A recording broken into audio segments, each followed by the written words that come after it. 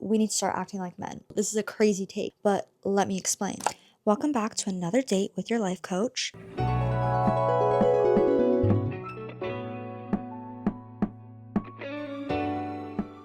We've done the vlogs and it's fun, but it's not our OG conversations. I don't really want to feed into these gender stereotypes, but you know how men are very nonchalant, heartless, whatever, they're selfish, they choose themselves. Well, that is just the stereotype, right? But then I was also watching this video by Shahraz Muslim where he was saying that men will not choose you until they feel ready. It doesn't matter if the perfect woman is right in front of them, they won't choose you. They won't settle down with you. They won't settle for you. You could be perfect, but if they're not ready, they're not going to choose you. Ladies, we need to do the same thing. We need to feel so content with ourselves. We need to get our life where we want it to be before we settle.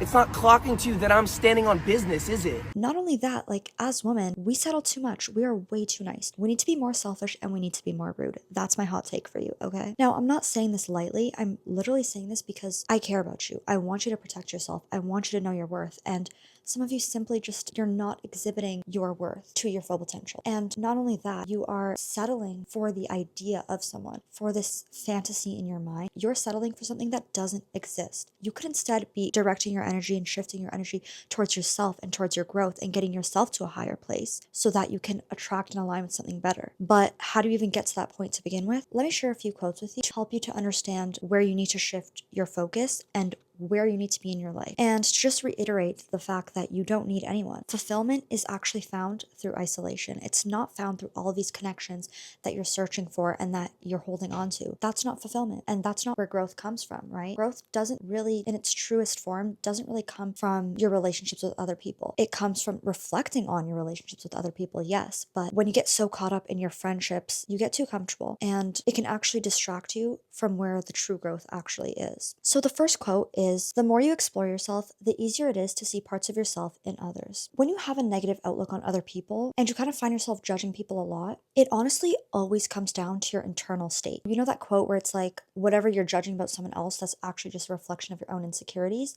I feel like it actually holds so much truth because how you perceive others, how you perceive the world, and what you think of others in the world, it really is directly just reflecting what is inside of you, what you feel inside. So if you have this negativity and you have kind of an ugly, poor state within, which you may not even realize, honestly, that can lead you to just interpret the world around you as something so negative and you'll see people as so ugly. You won't see the beauty in others. And that really just shows that you don't have that positive, beautiful outlook within yourself. So that's why it's actually really important to explore yourself, to get to know yourself, because the more that you know yourself, the more positive of an outlook you can have on yourself, the more you can remove those negative biases, the more you can get through those subconscious judgmental beliefs of yourself that you're then actually projecting onto other people, then you'll have a more positive, just a better energy that you're showing up with and interpreting things with. Because when inside you have all this bias and you have all this negativity, and it's for the most part something that you don't even realize. You don't realize you're interpreting the world on this negative lens and with this horrible energy and this lack of gratitude. You don't realize it. But when you look at how you interpret other people, that's when you can actually identify your internal state needs a lot of work and that it's not where it should be, that it's negative. So, me to you to me, I'm asking myself this, I'm asking you this. How do you view others? How do you interpret the world? Is it negatively? That's that red flag that's telling you you need to change something within yourself. The next quote is that people forget it's not about finding your soulmate. It's about finding you and being your own soulmate. Honestly, you just need to date yourself, okay? Stop finding somebody to date. Please, please, please, please stop going from connection to connection, from talking stage to talking stage, from best friend to situationship, because you're just running to all these connections for what? What are you really searching for? And maybe if you are running from relationship to relationship, it's actually just showing you that you don't know yourself. You actually need to take a moment and date yourself. Be with yourself. Get to know yourself. Learn everything about yourself. You know, you want somebody to learn everything about you. You want to be understood by someone. You want to have the opportunity to get vulnerable with someone. And you want to have the opportunity to get intimate with someone. And you want to have someone to talk to. But you have yourself. Why haven't you done that with yourself first before you're moving on to somebody else? Because how can you expect somebody else to understand when once you like open the door to vulnerability and intimacy, how can you expect them to perceive that well if you don't even understand yourself? Crazy. Just crazy. And then when you get to know yourself, it also helps you realize that what you may be searching for in other people is not really what you want. It's just those voids. It's what you're lacking. But that fulfillment has to come from yourself first before you get it from somebody else. Otherwise, you're going to spend the rest of your life dependent on someone else for that fulfillment and for having those voids filled. So if you haven't already learned how to fill those voids yourself, you're just cooked. You are not going to be able to handle life when things get hard, when you are alone. You're not going to be able to handle it. So that's why just now is the time. Now is the time. Be alone with yourself. Isolate yourself, have a relationship with yourself, get to know yourself, get intimate with yourself before you start searching for some next man to do it for you. And once you start to become that root of your own fulfillment and you start to get to know yourself, you'll actually start to love yourself more because you're going to understand even the things that you hate about yourself, even those negative feelings, you're going to understand them. You're going to start to understand where they come from. When you start to reflect, you're going to have more empathy for yourself. That empathy that you're giving to everyone else, you're going to start to have it for yourself. And that's going to cultivate more self-love. And then when you have more self-love, you're just going to have a more romantic and romanticized life. You're going to have a better experience and you're going to interpret the world with a better energy. And that's how you're going to attract your dream life. That's how you're going to attract your dream man. It's how you're going to attract all your success is by having a better energy and interpreting the world around you with this abundance, not with fear and not with hate. So becoming your own soulmate will really make you feel more aligned. You're going to wake up feeling like you have something to do for yourself and you love yourself. And I don't mean loving yourself in this conceited way. I mean loving your flaws and loving taking accountability for all of your flaws as well. Because just like you'd want your soulmate to love you inside out, love all your flaws, you have to do the same for yourself. But that starts with accountability, right? It starts with actually acknowledging that you have flaws and acknowledging that you're not perfect and acknowledging that dissonance, that disconnect between who you want to be and who you actually are, and realizing that ugly discomfort, that feeling that you're not connecting between who you want to be and who you are right now, recognizing that first of all, instead of projecting that ugly feeling and that negativity and that hate onto everyone else. Recognize that for yourself and you're going to take accountability for that, and then you're going to be able to move forward and take the steps to growth, right? Because growth can't happen without accountability. If you don't know what you need to work on, if you don't know what needs growth, what needs improvement, how are you going to take the next step? So remember accountability. And just to add to this, when you are exploring yourself, I feel like a lot of people, we get caught up in exploring ourselves through others, exploring ourselves through our relationships with others. But what happens is when you are only exploring yourself and getting to know yourself in your relationship with others, you'll never really know who your true self is. You'll only know who you are in relation to that person, to that other person in the relationship. It's true how they say you become like your friends. You're going to exhibit those traits that your friends exhibit, and your friends are going to exhibit similar traits to you. So you won't really know your core self if you're just knowing yourself through others. And that actually ties into the next quote, which is, I am a museum of everyone I've ever loved. Now, again, you can take on this perspective of learning something or, gaining something, losing something in every single relationship that you've interacted with, every person you've interacted with. You have had this relationship of exchange, whether it was a positive experience or a negative experience, whether you feel like you lost something or gained something. But wait, it's never a loss, because a lesson is not a loss. A lesson is you actually gaining something, right? It doesn't matter if it was a best friend, if it was a lover, if it was a sibling, your mother, if it was just an acquaintance. You're always going to gain something from your interactions with others. And there's about 3 different circumstances. It's either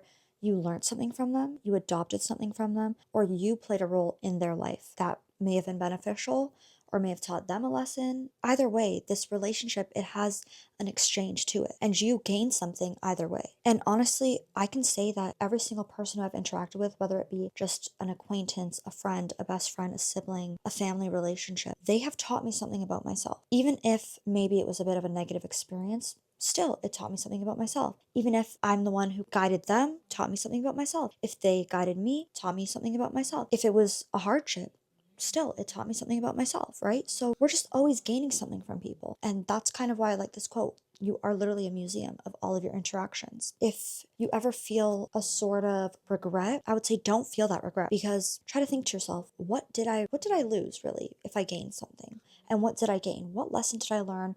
Or what did I learn about myself through this interaction? And that's when you realize everything in life has such a beautiful purpose.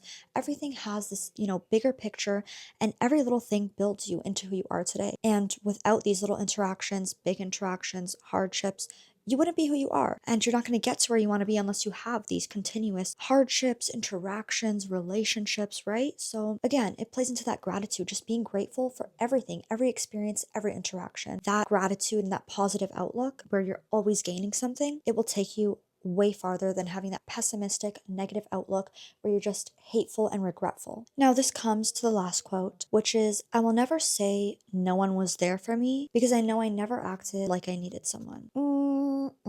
So, yeah, this one hits home because I'm guilty of that. I feel like I'm a very high functioning person, or I look like a high functioning person, even when I'm going through really difficult times. What I'm really thinking when I think of this quote is that you can't really be mad at people for not showing up for you if you never really gave them a reason to show up for you. And my friend once told me that how can you expect anyone to understand you if they've never walked in your shoes? That's that. That's really that. You can't hold people to this high degree of expectation for how they're going to show up for you, how they're going to understand you. And again, that's just why it comes down to you. You have to fulfill yourself. You have to be there for yourself. And building that strength within yourself really comes from isolation. And I don't know if it's bad for me to encourage isolation, but I genuinely just feel like isolation is the key to growth. And obviously, at the end of the day, we have to have a balance. You can't just constantly isolate yourself, but you also can't constantly just socialize and rely and engage on connection. Because again, if you're always doing that, you'll never really know yourself. And then if you're always isolated, you're going to lose out on so many things that you could learn from connection. And at the end of the day, we are humans that live and thrive off of connection. So you have to find that sweet spot in the middle, but don't feel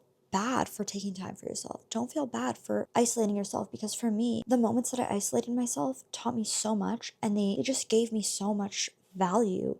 They gave me so much love for myself. And don't get me wrong, the time that I spent with my friends who were there for me in hard times, may God bless them, because that connection still really kept me afloat. It gave me a lot of love to hold on to while being in such a dark place. But still, I wouldn't be who I am today, and I continuously won't be able to grow if I don't take my isolation seriously. Like, I take my isolation so seriously. If I need me time, if I need to recharge, I'm going to recharge. And so be selfish. Be selfish with your time, be selfish with your energy, and start making decisions for yourself, not for the potential of others, not for your desires. Don't make the decisions for your desires, for your comfort, for your filling the voids, right? It's not getting you anywhere. So what I just really want to hit home with here is that isolation is the key to fulfillment, and you don't need anyone. You don't need anyone. God willing, inshallah, God will send you somebody who understands you and who helps you grow, who you can help grow, and just who gives you that sense of ease and comfort. But in the meantime, you can't just sit around waiting for that, okay? And you can't just search for that comfort and ease in every single person you meet. Search for it in yourself first. That is what I'm really trying to hit home with here. And the harsh truth is, no one's going to understand you when you need that understanding the most. You can't rely on others. That sounds so bad, guys, but why do you want to rely on others if you don't need to in this moment? Before you rely on others, rely on yourself. I'm not saying never rely on others. You need to have those healthy relationships where you get intimate and you get vulnerable. But before you do that, you need to learn to rely on yourself. That is basically the point that I'm trying to make here. Rely on yourself before relying on anybody, and rely on God, obviously. I don't think I mentioned that, but obviously, rely on God and rely on yourself. Those are the only two sources, yourself and God, who are always going to be there for you and who are always going to understand you. First of all, your creator obviously knows you inside out, knows your past, present, future. You can rely on him. You can trust him. You can ask him for whatever you want. Then there's yourself. Again, who's going to understand you if you don't understand yourself? Who's going to love you if you don't love yourself? Who is going to get intimate with you if you can't even handle intimacy with yourself? Who's going to take accountability if you don't even take accountability for your own self? No one. So at the end of the day, when no one is there for you, who's going to be there for you? You need to be there for yourself, and you need to know that God is there, and you need to rely on just him and yourself. And in that is where growth comes. That is where strength grows. That is where you build these layers and this foundation that makes you so strong to take on so many things in your life. So, with that being said, Find your moments of isolation and just sit with them. Sit with that isolation, sit with that reflection, and get to know yourself. Date yourself, love yourself, become your own soulmate before you go out and search for your soulmate. Become your own soulmate. And God willing, your soulmate will come to you at the perfect time, aligned. And that's that. So that's my message to you guys today. I loved this topic. This is just a great topic because, especially in Ramadan, some of you guys might be, I don't want to say wasting your du'as, but making dua for people who, you see potential in. But see potential in yourself, please. See the potential in yourself before you go and invest in other people's potential. Why are you investing in other people's potential before you're even investing in yourself? That's sad. You're right here. You are a guarantee. You are the only guarantee in your life. So invest in yourself. Learn about yourself, love yourself, get intimate with yourself on this emotional level, get to know your soul so that somebody else can come in your life and can do just that. But that can't happen unless you do it for yourself first. Gonna leave you guys with that. I love you guys. This was such a nice chat. We're gonna do this again. Let me know how you feel about this. Do you feel like you fall on the isolation side of the spectrum or the connection side of the spectrum? And where do you think you need to meet to have that balance? Let me know down below. If this message hit home, if this touched you a little bit, if something is sticking in here, click that like button. And don't forget to subscribe so that we can keep the episodes coming, so we can keep the conversations coming. And also don't forget to follow my Instagram and TikTok at lifestyleby.zara. And I'll talk to you guys soon. Bye.